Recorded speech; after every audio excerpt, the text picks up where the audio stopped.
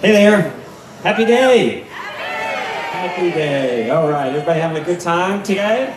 You learned a lot? Okay, if you come to a homesteading event on a Friday and it's about to rain, it's like 98 degrees, you might be a homesteader, all right? Good for you. Now, you probably know me as a homesteader and have a quite large homestead. We're providing most of our own food for our family in Western North Carolina, for those that don't know us, and we document we're so happy about that lifestyle and so fulfilled in it. We share that with the world and it completes our joy. So that's where a lot of you know us from. Thank you for following us. A lot of you have asked us. We got really hit hard by Hurricane Helene. We don't get hurricanes in Western North Carolina. That's one reason I love it so much, until we do get hurricanes in Western North Carolina. So we really got slammed. We lost the bees, we lost the turkeys, we lost the greenhouse, we lost the bridge, we lost the road, and we've been quite busy since then recovering. Joel Salatin asked me once, I put a show out almost every day. And I've been doing that for about 9 years. Joel Salatin asked me once, I was there filming him, he said, "Do you ever run out of content?" I said, "Joel, do I ever run out of problems?" He laughed just like that. Of course, I mean, if you got a problem, you got a good story. So we share it with you all. Thank you for following us with all our problems. In the back, can you still hear me with the rain? Yeah. And you're going to need to holler. Okay. You know us as these homesteaders, but Rebecca and I were the most unlikely candidates. In this talk, I'm going to hopefully encourage you to know that anyone can homestead. If we can do it, you can too. Why? Well, first of all, Rebecca grew up in Florida, West Palm Beach, probably swimming in a chlorine pool 300 days of the year, going from grass to chlorine to pavement, never getting dirty. I grew up in the country, thankfully, but also grew up very normally. We went to school every day. We went to Sunday church in the morning. One day a week, we spent some time outdoors, cutting firewood or something like that. My dad did have some cows, but we were destined to live the normal life. My dad had grown up on the sustenance homestead that we were on now, and forsook it when he became older and pursued the business lifestyle. I guess I'm just going to push through this. If you guys can't hear, we're on speakers. Feel free to come forward. You people need to come forward and get out of the ring. I'm going to take a moment. If anybody needs to move, go ahead and do it now. It's a little distracting. So, come on down. But isn't this like homesteading? You got to do it, whether it's raining, whether it's hailing, whether your arm is broken, whether you have COVID. I guess I'm trying to get in my other talk when homesteading hurts tomorrow. So, I won't jump into that yet. Okay, so I grew up normally, and when I became an adult, I became a professional mountain boarder. This is like a skateboard with big wheels and ride down the mountain. So these are the paths that we were on. We were destined to be very normal. Our parents wanted us to go to college, get a job. I got a job when I was 16 years old, a real job, working at Walmart. And I worked there about 6 weeks, and I started getting that paycheck, and I went to my mom one day, concerned, and I said, "Mom, who's this FICA, and why am I paying them money?" I quit. From then on, started mowing grass, started being an entrepreneur ever since. Anyway, let's talk about the 9 aspects of the normal life that may be holding you back. So if anything you get out of this talk, I'll hopefully encourage you to question everything. It won't hurt. You can question your faith. What is David doing in the Psalms? He's questioning it. That can only strengthen it or help you find the truth. So it's good to question everything. And you're here, so you've already questioned something. You've questioned your food. You've already fallen off some sort of precipice. You've already had some sort of pain point in your life, and you've questioned it. Now I dare you to keep on questioning. And hopefully we'll get into some of that today. So what are some of the 9 aspects of the normal life?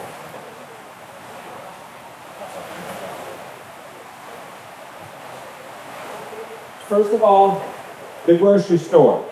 Very normal. Some of the problems with the grocery store, what we saw in COVID, for the first time in my adult life, food shortages in my vernacular. It can be very fragile. Rebecca and I got recently concerned with when we found out tomatoes have lost 85% of their nutrients by the time they get to you. And they're so old, and you bring them home, you might not eat them for a week. They're so old, they've lost so much of their nutrients. And now they're putting even Whole Foods, even some of these health food stores, are putting something called a pill on it, which is a preservation wax or something like that. Even organic produce. So it came for us coming at this from a health angle. Oh my gosh, we got to do this more for more and more. We need to grow our own food because of our own health. Another aspect of the normal life is convenience food. You know, they want people out of the home. They want people out and going to the restaurant and going to get the convenience foods because it's big industry. And it's not conducive for the homestead lifestyle. We also, in normal life, also consists of a very individual life, doesn't it? When I grew up, I was in such and such grade. My brother was in another grade, and we looked around the room and we saw who do we have the most common, and that became our best friend. I went to a small private school. I didn't have many choices, but I picked the closest one and we became best friends. Very individual and separate. My editor, Austin, he grew up, his brother was 6 years away from him in age. They barely know each other. But Jonah knows Gideon. Gideon is 10, 12, and you're 17. Okay, so that's about 70. They know each other very well. Too well sometimes. Right, Jonah? Okay. If you can't hear, feel free to come up. So we live these individual lives, even the moms and the dads. You know, they're going to the gym individually, they're going to 2 separate works, and it's okay if you have some of these normalities. I'm not saying all these normalities are bad, but let's look at them and explore and question and see if, hey, maybe we can tweak some of these to become more as a family unit. Entertainment are also individual. One of the bad things about the phones, I mean, we've got the world's information in our pocket. It's a blessing and a curse. But one of the bad things that are more nuanced is that we're individual, aren't we? We're entertaining ourselves. It would almost be better, somebody come up with it where you can cast what you're showing and looking at up on the screen, and at least you can enjoy it together. My family likes to watch a movie every Friday night, and we're enjoying that together. We're laughing together.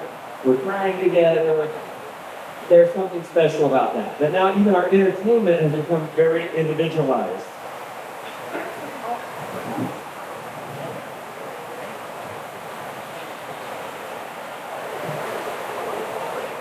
All right, and then let's say work.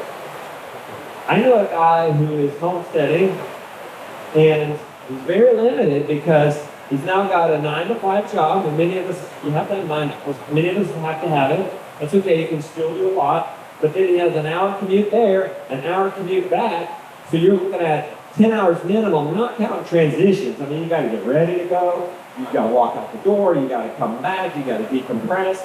So it's not just an hour there, 8 hours there at work, an hour back. That's 10 hours. You add at least another half hour to that for transitions.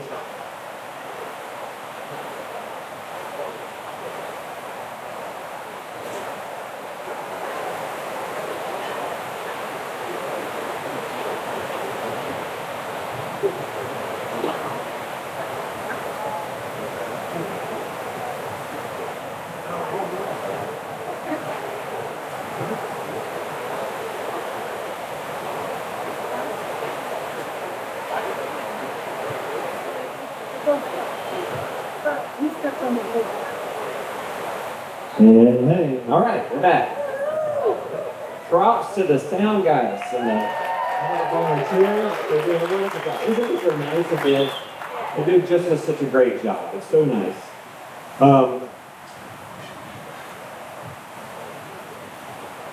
So exercise. What does a normal life for exercise mean? A lot of times it means nothing. No exercise, no earth gyms. Just, and then it also too can become very individual. Finally, oh wait.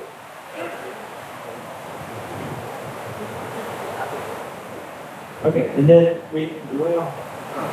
finally we have, I would say we have deaths, even. And how does that happen normally? You know, you might have a cremation. You might have, one of the most beautiful things I ever saw was when I went to Hollyfish Farms with Joel, and he showed me his dad's grave on the farm. That was precious and that was special, and death is a part of it. And it was neat how they honored that, and how he could just graze the cows through there, near there. They are fenced off, but think about him and dwell with him in that moment because it's right there. You know, I asked the kids, because we want to do a graveyard on our 90, we've been on our farm for 92 years. My kids are the fourth generation as the hen milk there. And I said to them, you know, I want to be buried there, and we're talking about designing the graveyard. Do you guys want to graze me when I'm dead? I would like for you to graze me when I'm dead. They don't want to graze me. So we're going to fence it off, and it'll remain a sacred place. But I wouldn't mind. You know, let my body feed the worms. The worms feed the soil, and let the cows graze them for years. There are different levels of homesteading. So don't think because you don't have the Justin Rhodes homestead, you're not a homesteader. Back when I was mountain boarding, I would have people come out and they looked at me and they said, oh, he's such a pro. I'm no mountain boarder. And I said, did you step on that board and did you roll it one length? You became a mountain boarder. So you can be a homesteader even in your heart. And you can be here learning. I just visited my mom in Paris, Tennessee. Anybody know where that is? Okay. And she gave us a tour of her house. We go to the back window. She's really proud of it. Look, everybody be quiet. And we go out there and look. And there's a cardinal on a nest. And she said, this is my livestock. She's not going to eat the eggs or anything. But she's homesteading for kicks and giggles. But that's her livestock. And then if you go to the front of her house, she's got, what does she have, Rebecca, there? She had all these pots of things, mostly flowers, parsley, chives, one other thing. I should make it up, basil. Watch what happens. She gave me an evil eye. This is my fact checker, everyone. I can't tell too many lies without her intervening, so excuse me, the stories won't be quite as good, because the truth ruins a good story. But it will be true. So whatever herbs they were, you get the point. And a lot of flowers. Rebecca and I are homesteading for our food and our health and our provision. My mom is homesteading for kicks and giggles. She goes and buys strawberries at the grocery store and preserves them and cans them. Makes a jam. You can do that. You want to grow meat chickens? You think you want to grow meat chickens? You do? Okay. Well, Rebecca and I thought we did too, and we grew our first meat chickens, and then we're like, oh my gosh, what do we do with a whole chicken? How do we cook that? We had never had a whole chicken. She was into, remember she's from Florida, we're cooking boneless, skinless chicken breast. We didn't know how, we jumped to, what is it, the ox before the cart, or is it the other way, the cart before the ox? We butchered and brought these chickens to the plate, but didn't know how to cook them. So that's what I'm saying. You want to homestead and don't have a place, you're in an apartment, go get a whole chicken and learn how to cook it. Preserve some strawberries. All right.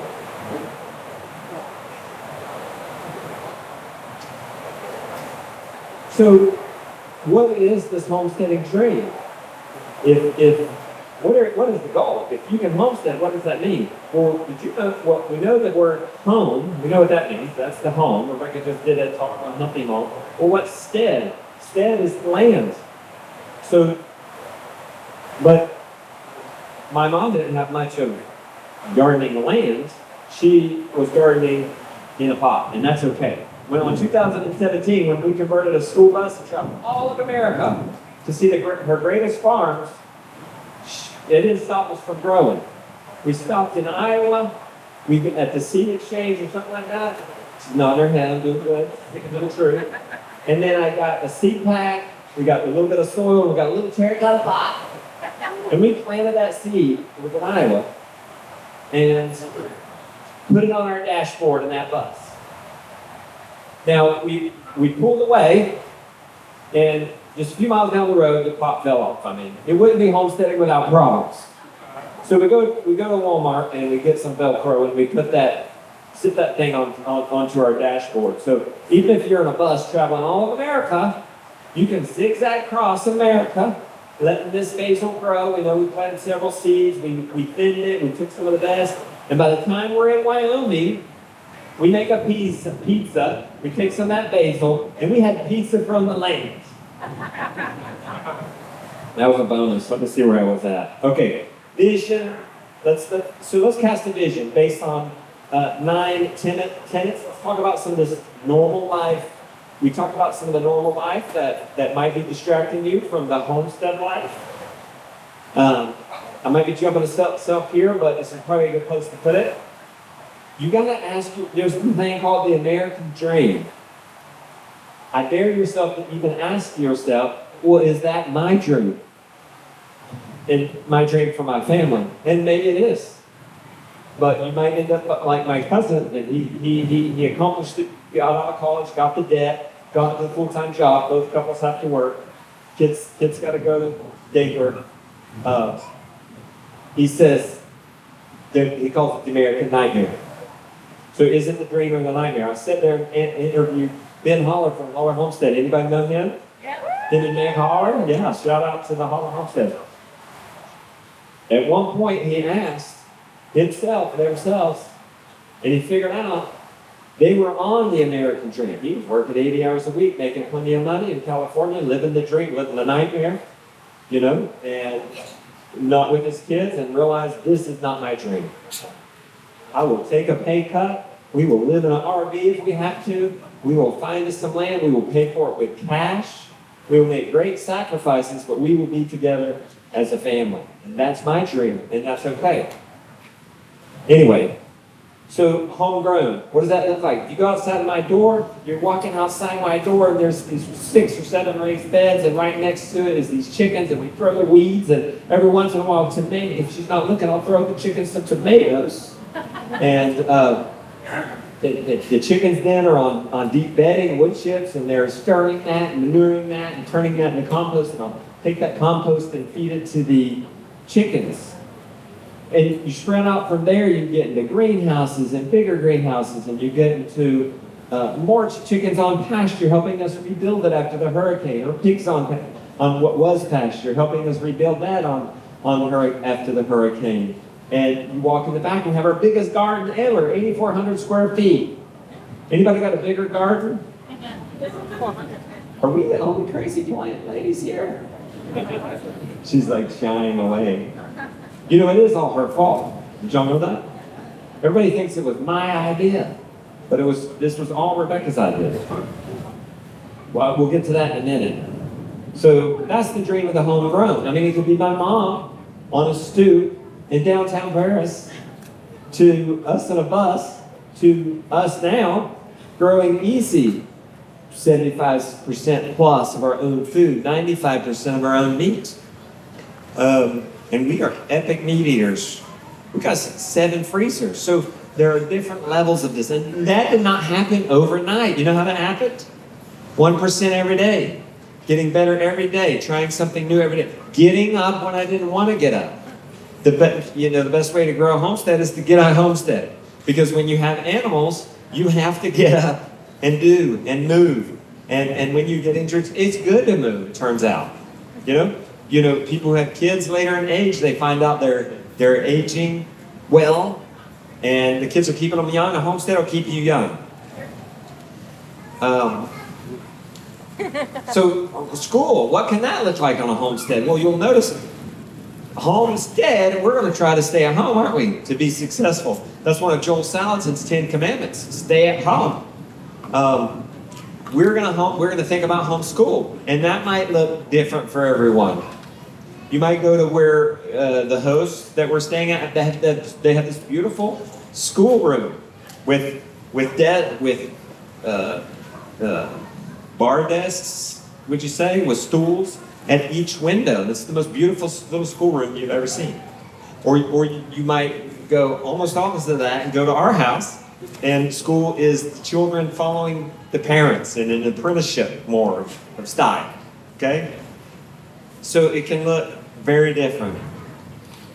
What's the entertainment look like on the homestead? Well, we're not going out and having separate entertainment. Once me and Joan and I were mountain biking. We were with Josiah. It was a Friday, and we stopped, and they're teenagers, and they said, "What are we going to watch tonight?" That's the family culture we created. The teenagers hanging out with us. That's not how Rebecca and I grew up. At some point, we were brave enough to question that, and Rebecca and I wanted the family to be together. So you'll know. So homesteading is very conducive for that. I say every day is bring your kid to work day on the homestead. Henry's got a job. He can grab the eggs out. He can clear the table. Jonah's got a job. He can run the machines better than I can. So girl, boy, 6 months old, 80 years old. Doesn't matter. It was so fun when we would butcher chickens with your late mother. My dad had passed. My mom moved, she was a city girl. She moved on.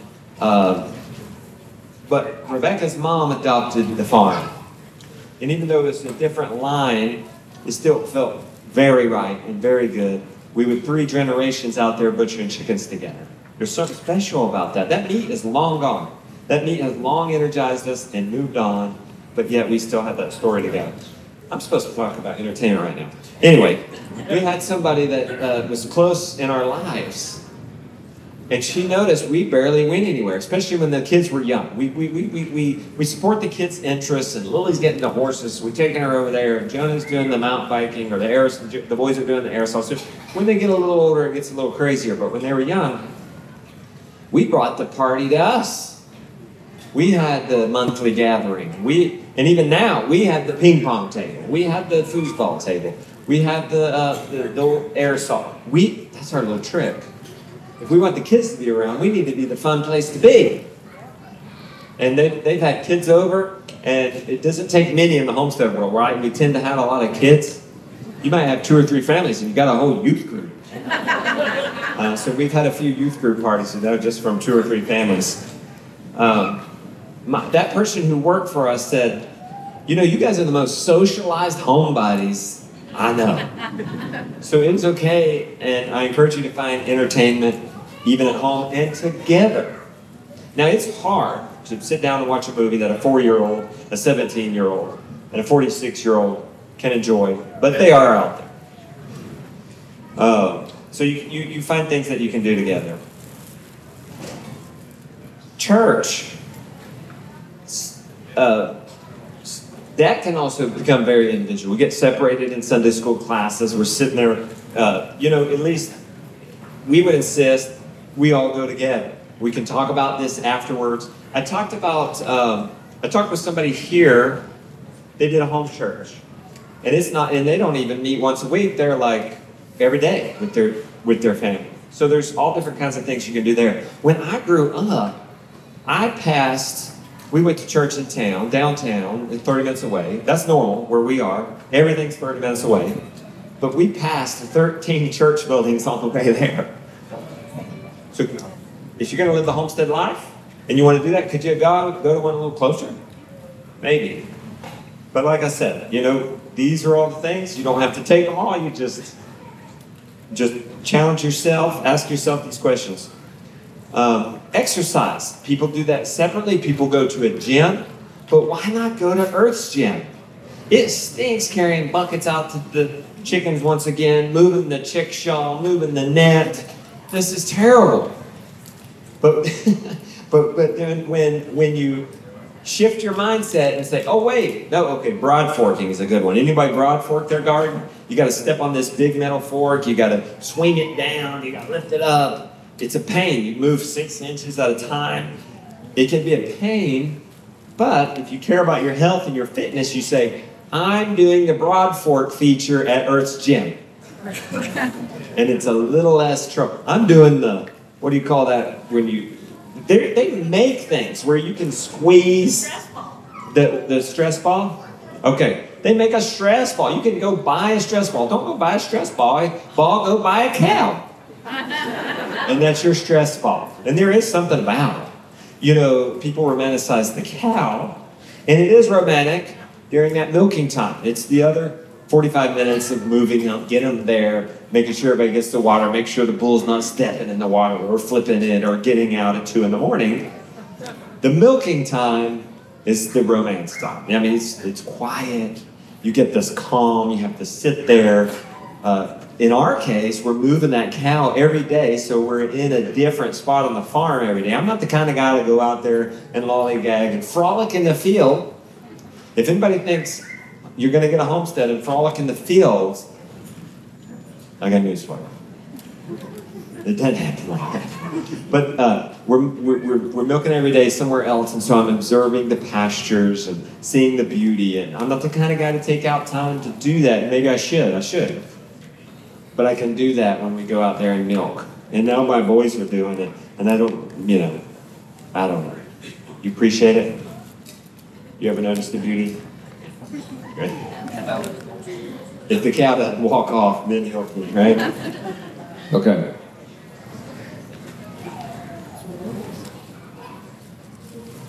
Home birth. I don't know what I should say about that one. What should I say about that one? What? Or at the gas station. If anybody's been following us long enough. Okay, home birth. So I guess Rebecca and I are like, how much can we do at home? Okay? We're going to work from home. We're going to homeschool. We're going to home church. We're going to home birth. We're going to home work out. What else can we do? What's missing? Okay, so we even birth at home. I'm sorry. She births at home. Okay. She's telling me a woman births where she's most comfortable, and then she tells me. Well, I will say we had Jonah in the hospital, Josiah she had Josiah in the living room, Lily in the bedroom, Gideon in the bathtub, and Henry at the gas station. Our home has stored. Our home was being built. I convinced Rebecca, let's go have a fire in the fireplace. It didn't even have all the walls up. It was May. She was like, it's May. It's hot. Yes, Rebecca, we got to do it. We're going to have a fire in the fireplace. I'm going to make you a dinner. And I proposed to her. Where we now live. So home proposals now. Home death. Now, I don't mean to be a mood kill. We were just laughing. But let's not be afraid to talk about this either. Because I had probably one of the most fortunate deaths that anybody could ever ask for their loved one. When my dad died, he was old and feeble. He broke his back at 86. He's then bedridden. And he had just been driving the week before, bedridden. 3 weeks later, he's gone. But he's pacing himself in his death. It's getting faster every week. It's getting faster every day. And we all knew it was coming, but that's enough time to come and see him and to say goodbye. And he's in his house.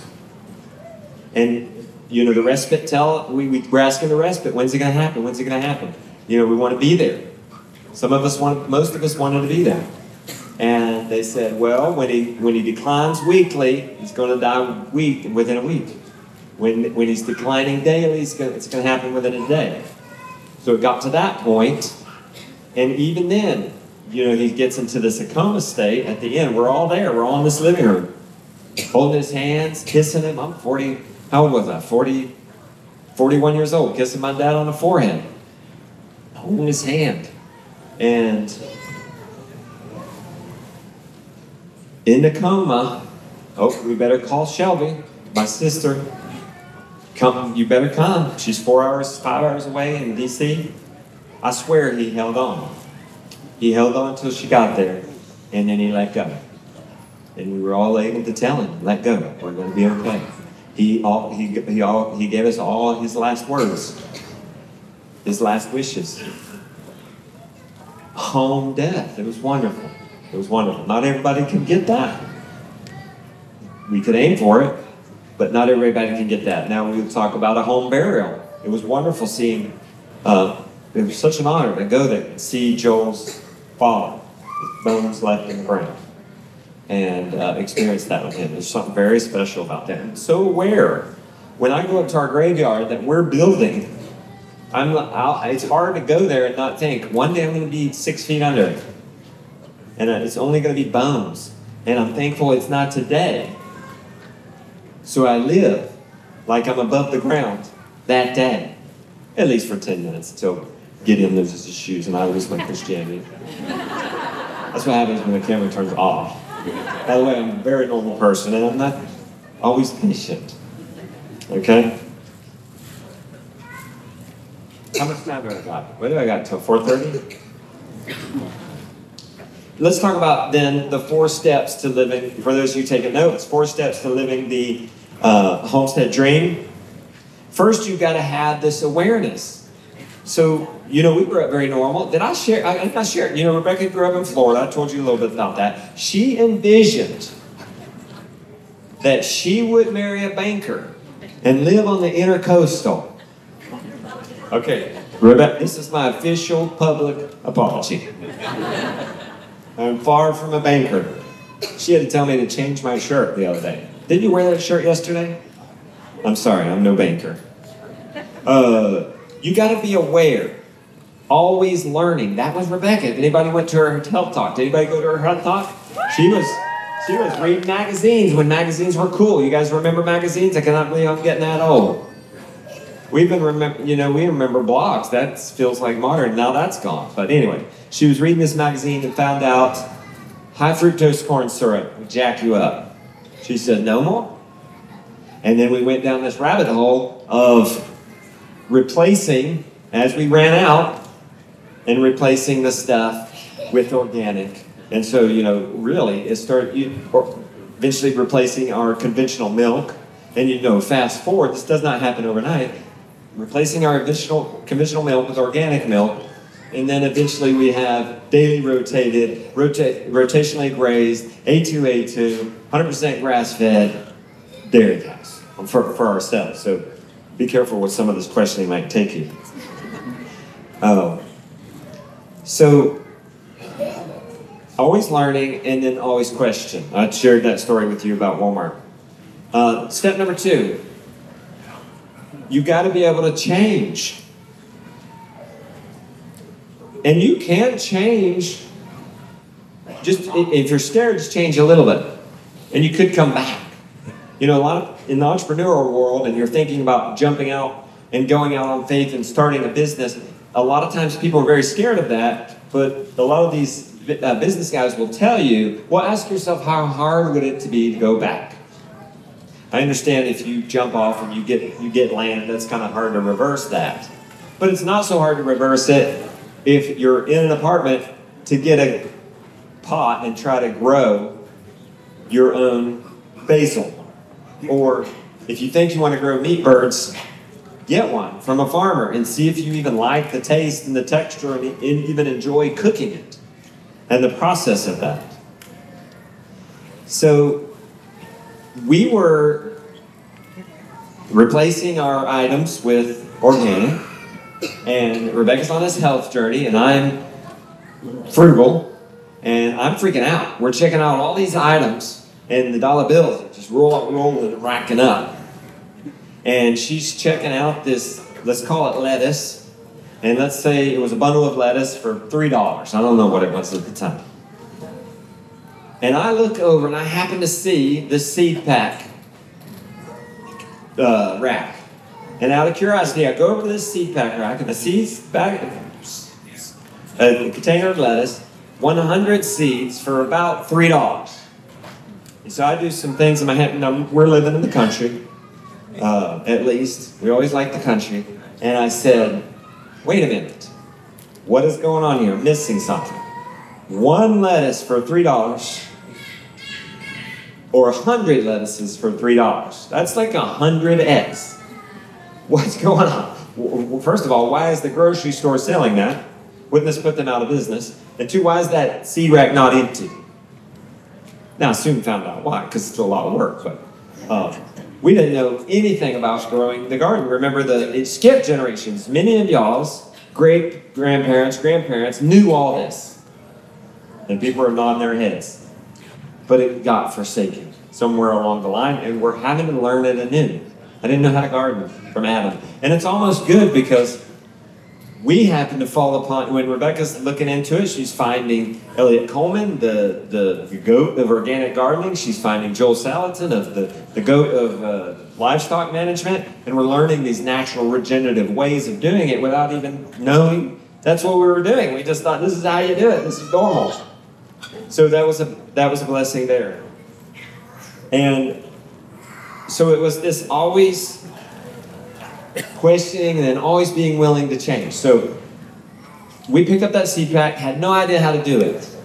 Hopefully we're the just plant people. Hopefully you can come away from here and just be, you've learned enough. You've learned enough.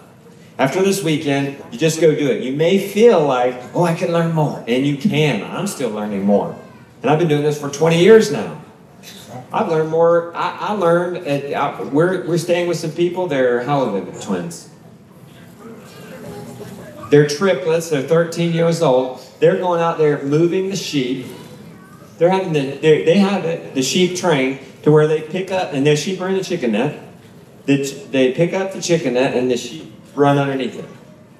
We usually try to find a joint and herd them through. We can learn something from that. They have this chicken water. I've seen it somewhere here that it's on a stand and it has these nipple waters. And I'm learning from 13-year-olds. New things. Step number 3. So we talked step number 1, you got to be aware. Number 2 is change, for those of you taking notes. And step number 3, just plant. Like I said, got a hold of myself. So you've learned enough here. There's enough information on the back of the seed pack, really. Tells you how far to plant it. You get my book, why do you have the book, The Rooted Life? You can read that in 4 hours, and it'll tell you exactly what to do for meat chickens, for gardens, for egg-laying chickens. That's enough. You just got to go for it. So for us, we didn't know what to do with these seed packs. Okay, it says on the back how far to plant them apart from each other, this and that, but how do we start the garden in the first place and have grass? Well, Rebecca's parents had a friend that had a garden. Very friendly guy. We called him up. Will you help us install a garden? I'm telling you what, if somebody in their 20s, just getting started, calls a gardener in their 50s, was probably 50 at the time, will you please come help us start a garden? Don't you think that's going to make their day, week, month? What a blessing. What a blessing. To let him come over and bless us and install our garden. And it was tilling, and we don't till anymore. We've since do no tilling, but you just got off to, And we just got something going. What'd you say? And we did it all wrong, she says. Here comes the truth. Yeah, we did it's best to... If south is this way, it's best to plant your rows this way. We planted our rows this way. We didn't just till it to start the garden, which we still do that. If we start a new garden area, we will till it. But we don't till after that. And I got to where I was going to till. I would till for weeding. And if you don't know, tilling will tear up and kill the life that is in the soil. So eventually it stops losing its benefit and you degrade. And that's why a lot of times people's very first gardens are the best garden. it gets that oxygen, it gets it going and a boost, but then it kind of declines over years. But anyway, we did the wrong things. One day I thought I was so smart and clever. You know, we were watching our garden from the house, the window. That was one mistake we did. We put in the garden 120 feet from the house. Why is that the problem? Well, Rebecca's asking me throughout the week, how's the garden doing? How's the weeds doing to her precious peppers? Oh, you know, I looked through the screen. Oh, looks pretty good. Well, here comes weeding day. And I go out there ahead of her, thank goodness. And I'm like, oh my word. It was bad. And I said, I got to think fast, because I've been telling her it's good all week. And I said, the string trimmer, weed eater. I said, I'm going to go get the weed eater. And I'm going to go down there, I'm going to weed eat that thing. And this is so smart. I'm going to write a book. This is going to be my great breakthrough. Nobody's talking about this, but it's so obvious, and everybody's got a string trimmer. And then Rebecca comes out, and I think, oh, she's going to praise me. She's like, what?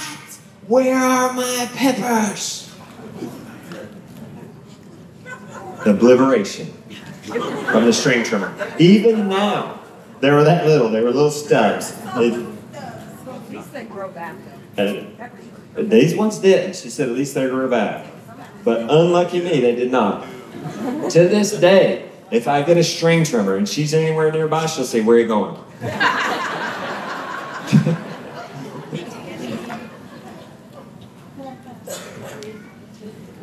Let's talk about some of the obstacles you're going to have to overcome. This is in my book, Rooted Life. Some of the things you're going to have to overcome is the inept. You are inept. Nobody knows everything. But you're in the right place. You've come to a conference. That's good. You watch YouTube. You read the books. You join memberships. You're doing the right things. You watch YouTube. You watch Greg Judy on YouTube, and you're learning how to graze. Isn't it a blessing that somebody like that, and a lot of these people here are putting out this content. They're doing it. They're farming in such a nice and beautiful and a regenerative way. It's so wonderful to see all these people here. And then you got to just do. We entered chickens the same way we entered the garden. We were at a gathering, and we said, you know, one day we ought to get some chickens. I'm not lying to you. Somebody came up within 5 minutes and said, hey, I got some chickens. Anybody want some chickens? Yes. We went over and got these chickens. Rebecca and I had just spent some time in Honduras. I was helped them on the farm. I had raised 1,200 chickens from start to the finish, and I thought I was master chicken tender. Problem was, they told me exactly what to do every step of the way, and in Honduras, they have to raise the chickens in buildings because the number one predator is humans. So we went in there, and we went and got these chickens, and 4 chickens. We called them Uno, Dos, Tres, and Cuatro for our recent stint in Honduras. We get these 4 birds, we put them in the stall downstairs, and they have these Dutch doors. We're so excited about these chickens. We go out there and check on them too often. And one day, one moment, this is the first day they got here, we open that door, and Uno and Dos jump up on the door, and they're gone. Uno and Dos. And if you know anything about chickens, if they're not oriented, they're not used to a coop, they don't know where home is. They had just gotten put in there. So those chickens are not coming back. And maybe we should have lowered the bottom door so they could have come back. You know, a chicken will fly out all day long. Have you ever seen one fly back in? Has anybody seen a chicken fly back in? What? Call the Inquirer. We've got a chicken fly back in. Okay. Where was I? Okay. Well, okay, the Uno and Dos flew out. I didn't know this at the time, but if you ever lose a chicken like that, did you know that chickens will out-sprint you? Yeah. They are faster than Usain Bolt, the fastest man in the world. They are not very enduring. And humans are one of the most enduring animals there are. So that chicken gets out, just set out after it. Just don't lose sight. Jog, chase. Eventually that chicken will stop, hold its wing, get out and you'll be able to grab it. Just don't lose sight. Pro tip. I didn't even have that in the notes. That was a free bonus. I saw Uno or somebody on the roof the next morning. Of course, I didn't know how to catch a chicken. I tried to grab it, she flew off. I never saw her again, and Trace and Quattro were dead within 2 weeks. But we didn't stop, we just kept going. Chickens are pretty disposable. I mean, you can get more. All right? People say, what do I do about my sick chicken? I say, I get more. I don't know. That's it. You know what the solution to that problem is? Buy new chicks every spring. Okay? Have some replacements coming on. They think the chicken tender master will know, but he doesn't. He just gets more chickens. You're going to be lonely. I remember when we first started Homestead, we were crazy. Anybody here, your family and friends, think you're crazy? You're nuts? Do people still think we're crazy? I think it's getting a little better. But back when Rebecca and I, 2020 kind of made it cool. But back when Rebecca and I were doing it, it was not cool. And we were crazy. And we started losing friends. And one reason is because they invite us to a party. And people like to, go into the night, have a little barbecue late. I'm sorry, we gotta go put the chickens on. And then we got real crazy. I mean, you can have a garden. Martha Stewart has a garden, and that's socially acceptable. But the moment you get a chicken, you're on the verge of becoming the crazy chicken lady, and it's a very thin line. So you become the crazy chicken lady, and then you get a cow. You're off the rocker. You're nuts. And we got the cow, and then all of a sudden we'd have to go home at 3 p.m. to put the calf up, so that the mama could store up milk overnight. So it became lonely, didn't it? And that was before online, social media was a thing, and it was hard. So what do? Well, you go to this conference. You share online. I was talking to a guy, and he was telling me this just earlier. He was telling this amazing thing that happened to him. He did. You got any pictures? He built my raised bed, and he had built the compost corner next to it where you keep the chickens on. I'm going to see a picture. Didn't have one, so post that. What happens when you find something good and you share that? It completes your joy. What happens when you are in a movie and something funny happens? You laugh and you look at it. I've seen some of you do this in some of my jokes. You laugh and you look at each other, right? Or when you're sad, you want somebody to hug. Okay? So share that. And it may start online, and you get this little following. Rebecca and I had this little following at first. And people could email us or direct message us and come. And people would come. We'd do chores together. We'd butcher chickens together. And by the way, butchering chickens is a lot funner with friends. Fun's kind of a strong word. But it's a lot more enjoyable with friends. And you'd find out who your real friends are, by the way. And your kids find out who your real friends are, by the way. Living in the country, my dad had us a four-wheeler growing up, and our my friends would want to come over because they want to ride the four-wheeler. That's Friday. Okay? Well, my dad then gets off work, and Saturday he's waking our butts up early, and we're going and chopping wood or working and mowing or whatever we're going to do. I found out who my real friends were. Because the real friends would come back. The ones that weren't didn't. A lot of bonuses here today. Money, that can be an obstacle. So we got into, well, you remember, we're frugal. We're buying this seed pack. Rebecca and I didn't earn a lot of money when we first started doing this, and it was part of our solution. I mean, we were strapped. I mean, we would go to the co-op, the health food store, and get their scraps before we go into the dumpster. We would go to Trader's Joe or Earth Fare or an organic store and dive in their dumpsters. We were dumpster divers to feed ourselves, to feed the family. We rented a spare bedroom in our house on Airbnb to make ends meet. We grew our food. We to afford it. We found this local feed. It's like $11 a bag at the time. We get a chance to even get it cheaper if we drive down there. It's about 2 hours away. And we go down there with our minivan. Who's put crazy things in their minivan? I mean, we put feed in there. We put pigs in there. We put all kinds of crazy things. I've seen a lot of you come and get pigs from me in minivans. we go down there and they say, you all want a tour? And we wanted this tour. We went on this tour. And to Rebecca, it's looking like something. I don't know. She's leading the charge. She knows. I trust her. She's doing all the research. And at the end of the tour, she says, is this GMO? And the lady answers, and I feel like maybe that's not the answer. And that Rebecca was looking for.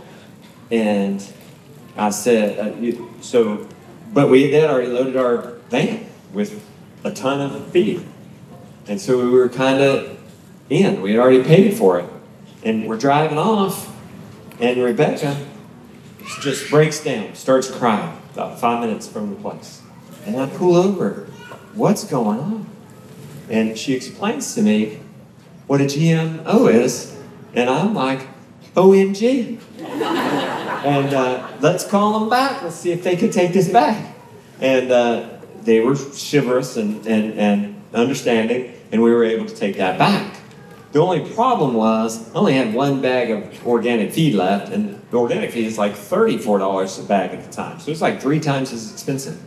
But I had about a 2-hour trip on the way home. I said, how am I going to do this? And so Joel Salatin has this saying, if you want it, you got to want it. So we wanted to do this. How are we going to do it? I try to get rid of can't. Get can't out of your vocabulary. Don't say I can't do it. Say, how can I? So on the way home, I'm thinking, how can I do this? And I think, oh, well, instead of moving those chickens every week on pasture, I'm going to move them every day. They'll get bugs. Instead of giving chickens all they can eat, these fat old lady hens eating me out of house and home, let's ration it. Somebody came through our line, what's wrong with our chickens? They're not laying as well. We kind of pinpointed that as being one of the possibilities. If they're getting all they can eat too much, and it hinders their egg laying. So we started rationing it. Started off with 1/3 pound of food a day per chicken. And because then I was starting to move them every day, how much grass, how much bugs are they getting from the land? You don't know until you keep cutting their food down until finally it affects their egg production. And you cut a little bit more every week. We got it down to feeding 1/10 of a pound. The long story short is we would feed an organic feed now even less expensive than when we were feeding the more conventional feed. So, and another thing we would do, if you're going to need 12 chickens for yourself to feed your family, it's not that hard, it's not that much more hard to raise 24 chickens. The Chickshaw Mini-Me will hold 12 chickens or 24 chickens. And then, from those extra, you sell the eggs. We used to do an egg share. People would pay every month. At that time, it was like $20 a month. And you'd have to do much more than that now. But $20 a month, and they would get a dozen eggs a week, and they would come to us and get it. So we had this monthly income that paid for the feed. And essentially, we had more time than money at the time. So I was willing to put in the work, and it paid for the whole operation. I wasn't making a lot of money, but I was essentially getting. We did that with beef. We did that with the eggs.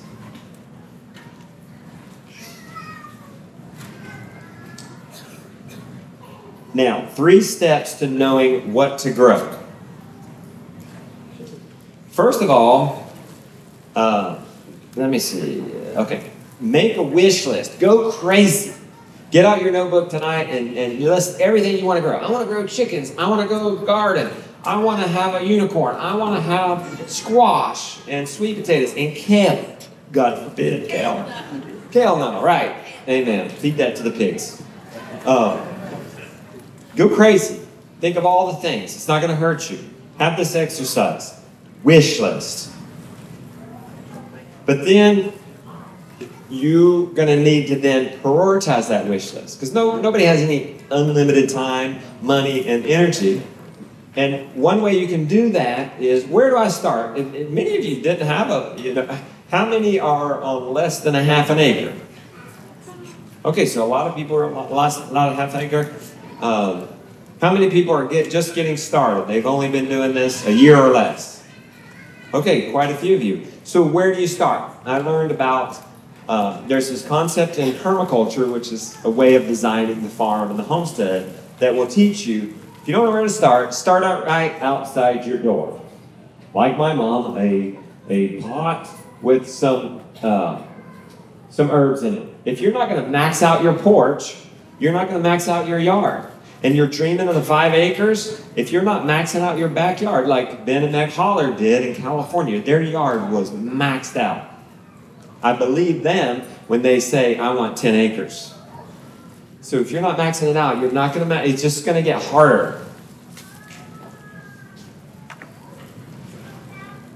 I take that a little further and I say, grow what's close to your heart. What did Jesus say? He said, where your treasure is, there your heart is also. So I imagine your dollar bills, wrap a string around it, lead it to your heart, and so wherever your money going, that's where your heart's going. There's no doubt about it. So if you want to know what to grow, look at your grocery bill. If you want to know what to grow next, look at your grocery bill. Rebecca and I are like, hey, we want to quit the grocery store. Oh wait, 30% of our groceries is dairy.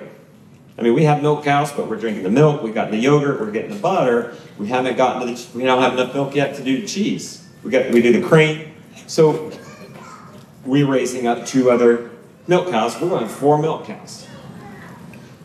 Now, if on your grocery list is Oreos and Hot Pockets, that's going to be a little more difficult to grow. But you can say to yourself, well, then what would I want this grocery bill to look like? So it might be produce, it might be whatever.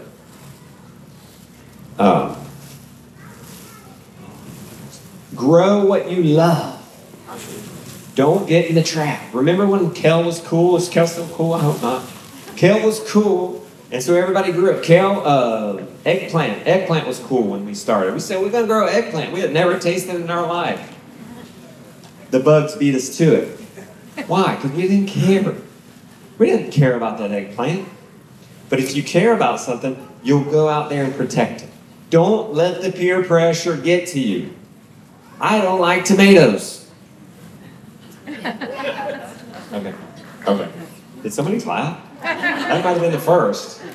Somebody brave enough to admit that with me at a Homestead event. Okay. Becky's booing me. Rebecca, she loves tomatoes. And that's okay. I joke and say, we ate kale because it was cool and the health people taught us it was good for you, and then we learned it's not so much. And then, who in here likes kale? Actually, brave enough to admit it. Okay, a few. She's proud. You're proud. Be proud. Grow that kale. Now, be honest. Who of you like kale more than pork?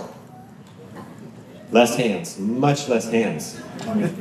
Nature's greatest miracle. Feed that kale to the pigs and it turns it into pork. You can do the same with whatever you don't like. The eggplant or whatever. Because if you like it, I love onions. It's a pain in the butt to weed them. We should have done the weed fabric on them. She told me. I'm here admitting it in front of everybody. I'm out there weeding it. I probably put 4 hours on weeding those onions. I'm going to protect them. You like meat chickens? You're going to go out there, when you put them outside and the cold front comes and it's going to rain, you'll pick them up and put them back in the brooder. Or you'll take the heat lamp out to them, won't you? So, and if it's okay, you like meat and potatoes? Grow meat and potatoes, that's okay. Grow what's close to your heart. That's where you start. Right outside your door and what's close to your heart. Step number 3, then of course you adjust for constraints.